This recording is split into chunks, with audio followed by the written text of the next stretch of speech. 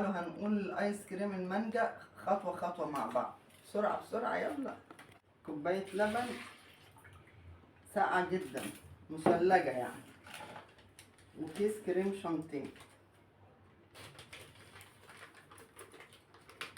كيلو المانجا عليه كوباية اللبن وعليه كيس كريم شانتيه. واضرب يا معلم وشغل الخلاط.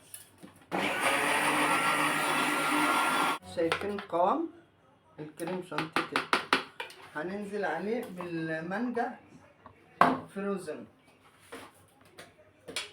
ده كيلو مانجا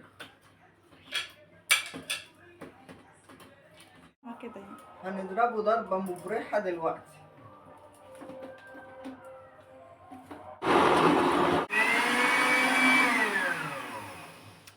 خلاص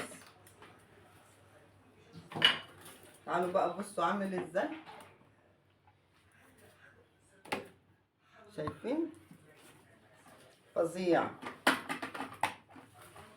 هنحطه في العلبة وندخله 4 ساعات تاني في الفريزر وهوريهولكوا تاني. شايفين المطة؟ يا سلام على المطة وجمالها. شايفين؟ ايس كريم مانجا مانجا مانجا مانجا مانجا. يس. مطة ايس كريم مانجا. بصوا دي بالمعلقة بقى.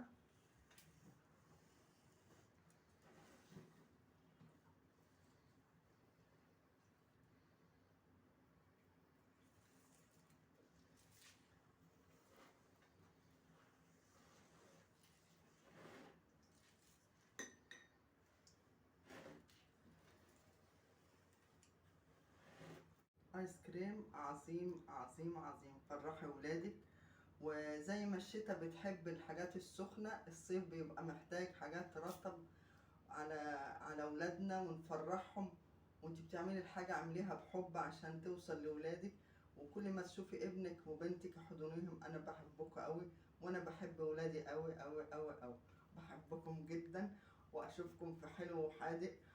وخلصت الحلقة وانا ببقى مبسوطة وانا معاكم. وهشوفكم في حلقات كتير ان شاء الله حلو وحادق. كنتم مع ماما نور. بحبكم قوي قوي قوي قوي.